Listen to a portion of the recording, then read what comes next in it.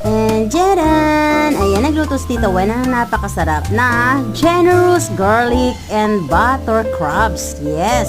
At alam nyo ba, mayroong long video yan sa ating long video. Yes! Open mo lang yan doon para naman matik note nyo ang procedure and ingredients niyan, guys. I'm telling you, sobrang sarap nito.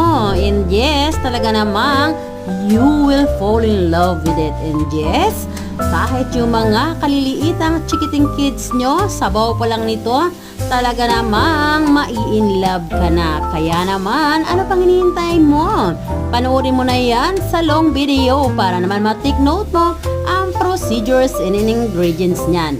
At kung ikaw ay bago lang dito sa aking channel, huwag mo lang sanang kalimutan na mag-subscribe at huwag mo rin sanang kalimutan na mag-write ng iyong comment for my revenue. I love you all, guys. Thanks for watching. God bless.